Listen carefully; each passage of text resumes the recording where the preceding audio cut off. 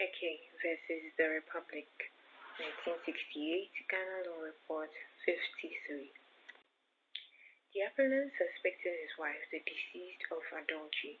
On the fatal day when his wife and her mother were going to the farm, the appellant suddenly appeared, armed with a cutlass, and attacked his wife, who died later the same day from the injuries sustained. In his defense, the appellant alleged that his deceased wife had confessed to adultery and had slapped him.